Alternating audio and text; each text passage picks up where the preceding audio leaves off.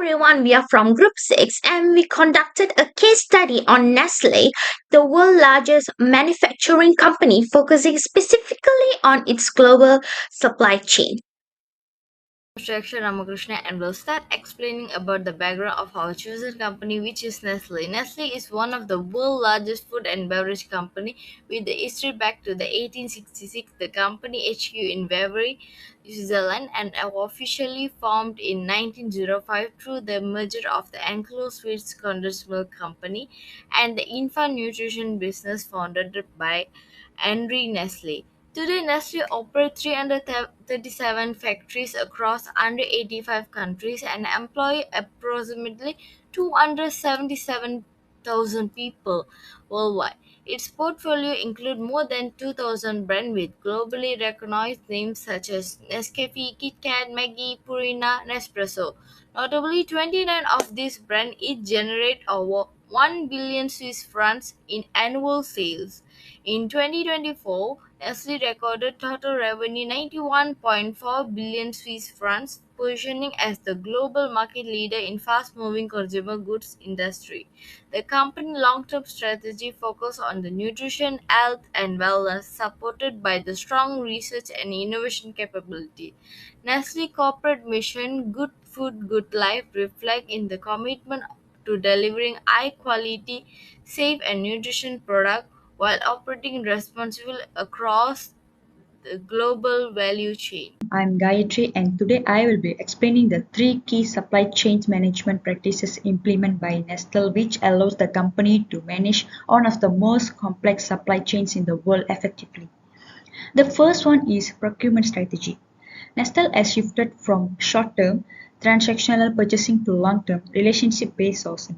This means working closely with a smaller number of key suppliers, improving bargaining power and also ensuring more consistent. The company also enforces responsible sourcing standards aligned with international guidelines and also supports farmers through initiatives like the Nestle Cocoa Plan and also Nescafe Plan. These programs provide farmers with quality seeds, technical advice, and also financial support, ensuring a stable supply of raw materials while promoting sustainability. Moreover, the second is information networks. Nestle operates on a single global SAP ERP platform which integrates procurement, production, inventory, and also distribution. The system allows real-time end-to-end visibilities of operation across all countries. With AI-powered tools such as the SAP Joule Assistant, the company can quickly detect bottlenecks, forecast demand, and also respond to supply chain distribution effectively. This integration improves coordination between suppliers and factories and also enables data-driven decision-making at every stage. Lastly is inventory management. Many Nestle products, especially dairy, beverages, and also frozen foods are perishable. To prevent waste and cost overruns, Nestle uses AI-based demand forecasting to optimize inventory levels. This approach reduces excess safety stocks, ensure product availability for consumers, minimize spoilage, and also lowers storage cost. By combining forecast with just-in-time principle and also automated tracking technologies like RFID, Nestle maximizes efficiently while maintaining high service levels. In conclusion, these three practices work together as a comprehensive system. They allow Nestle to operate effectively, maintain against distribution, and also achieve both profitability and sustainability. Ultimately, these practices are a key reason why Nestle remains a global leader in the food and beverage industry. That's all from me. Thank you. Nestle faces four critical supply chain challenges that threaten both its practical credibility and long term operational stability. I'm Adi Munishwari and I'm going to talk about two challenges. First, child labor and ethical sourcing failures in its cocoa supply chain. Nestle sources cocoa mainly from West Africa through a complex multi-tier network involving cooperatives, traders, and processors. This structure severely limits traceability, especially at the tier 3 farm level where child labor is more prevalent. Despite years of monitoring and public commitments, child labor incidents remain high, indicating that Nestle supplier audit systems are structurally incapable of addressing root causes.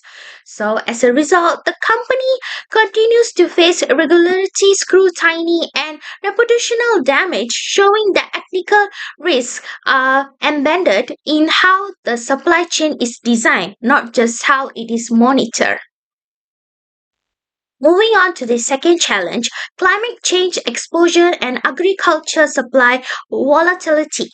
Nestle business model depends heavily on climate sensitive agriculture commodities such as cocoa, coffee, and dairy. Climate change is already disrupting these supply regions through rising temperature, droughts, and water scarcity, leading to lower yields and inconsistent quality. However, Nestle inventory and planning system are still built around predictable seasonal cycles, making them poorly occupied to absorb climate driven shocks because crops like cocoa and coffee are geographically constrained and take years to establish. Nestle cannot easily diversify sourcing, leaving its supply chain structurally exposed to long-term climate risk. Together, these both challenges show that Nestle supply chain is efficient but increasingly fragile in an era defined by ethnical scrutiny and climate instability. I'm Pratibha and I'm going to continue with the other two challenges. So the third challenge is Nestle's decentralized organization structure is one of its biggest supply chain challenges. So each regional market has the freedom to make decisions about the product information formulation, supplier selection, and also the distribution processes. While this autonomy helped Nestle respond quickly to local consumer needs, it also creates inconsistent systems and procedures across the company because Nestle operates more than 2,000 brands and hundreds of factories worldwide. This decentralization has led to the use of multiple ERP platforms and fragmented supplier network. As a result, data becomes scattered and difficult to integrate. This reduces the quality of information and makes it harder to obtain reliable global visibility. So another issue is that different regions use their own tracking methods and reporting requirements, which creates incompatible data. So this lack of standardization affects Nestle's ability to monitor inventory or measure supplier performance on a global scale. In fact, the company has already faced operational disruption such as communication breakdown in its health science division caused by IT incompatibility. Overall, although decentralization supports localization, it also leads to duplicate work, weaker purchasing power, and higher operating costs. So the last challenge is Nestle also faces significant challenges due to its heavy reliance on lean operation and just-in-time inventory system. So the intention behind this approach is to reduce the working capital and improve efficiency by keeping inventory levels as low as possible. However, recent global events have shown how vulnerable this model can be. So like during the COVID-19 pandemic, Nestle struggled with raw material shortage, labor constraints, and also major delays in global logistics. With almost no buffer stock, the company had limited ability to maintain production or support retail partners. This lack of resilience contributed to supply shortage and bottleneck that disrupted overall operation. So the absence of adequate losses in the revenue due to interruption and could have been mitigated by maintaining strategic inventory reserves. So even after the pandemic, the weakness continued. Alright, so these examples show while lean practices support efficiency, they can also expose the company to significant risks disruption occur. Nestle now needs to find a balance between cost efficiency and building stronger resilience into its supply chain. Thank you. My name is Shalini, daughter of Maran. My entry number is MC2309244495. So now I'm going to present about the recommendation to overcome the challenges. The first one is the Nestle must tackle the child labor risk in cocoa at its roots, especially where it's hardest to see either tier 3 farm level. So our recommendation is required independent third-party certification for every supplier across the tiers 1 or 3 before any contract is signed. So this move Nestle away from self-monitoring and toward credible and external verifications. So these certifications systems bring routine audits, clear standards, and mandatory corrective actions when breaches are found. So compliance is not optional. To strengthen accountability further, we propose an independent supply chain ombudsman office which is separate from procurement and sustainability teams where farmers and communities can report abuses confidently. And most importantly, this office must have real power, especially the authorities to suspend supplies immediately while investigations are carried out, working with local civil society groups to confirm what is happening on the ground.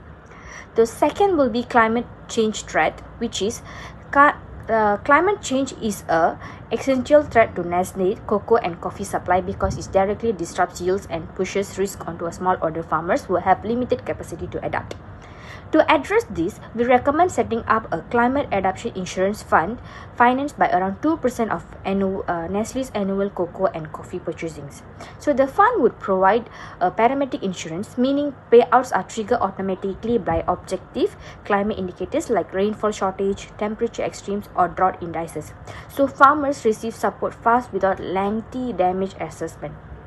So this income protection help farmers recover quickly, remain in production and reduce the long-term volatility of Nestle's supply. Finally, to ensure the support reach the right people, Nestle should distribute funds via direct digital payments to farmers through bank accounts or mobile money. So by this, they can improving their traceability and reducing leakage through the intermediaries. Thank you. Everyone, I'm Usha and I will be presenting the recommended action for the remaining two challenges. The third challenge is Nestle's decentralized procurement structure, which results in duplicated suppliers, inconsistent sustainability standards, and weak global coordination. The recommendation is to implement global category management by forming 5 global category teams responsible for sourcing major commodities through centralized framework agreements. Standardized supplier scorecards will improve cost control, sustainability compliance, and resilience, while regional teams will retain flexibility for local sourcing. The last challenge is the vulnerability of Nestle's lean in just in time approach, which treats all materials equally despite differing supply rates. The recommendation is to adopt strategic inventory segmentation using a 3-tier risk-based buffer system. This should be supported by AI-driven dynamic buffer management and complemented by strategic warehousing and vendor management manage inventory to reduce stock out and improve supply resilience. Overall, this recommendation strengthen coordination, improve resilience, and protect Nestle against future supply disruptions. Thank you. In conclusion, Nestle's success as a global leader comes from decades of innovation, scale, and advanced supply chain that deliver efficiency and cost control. However, these strengths are no longer enough. Ethical issues in cocoa supply chain, climate risk, fragmental management, and over-reliance on the lean inventories have exposed Nestle to disruption and reputational damage. These are not operational issues but strategic weakness. To remain competitive, Nestle must shift its focus from efficiency to resilience through ethical oversight, fair climate risk sharing with farmers, stronger global coordination, and more resilient inventory system. Ultimately, future leadership will belong not to the most efficient company but to the most resilient one. By redesigning its supply chain today, Nestle can turn risk into sustainability competitive advantage and continue fulfilling its mission of good food, good life. And that's all from us. Thank you.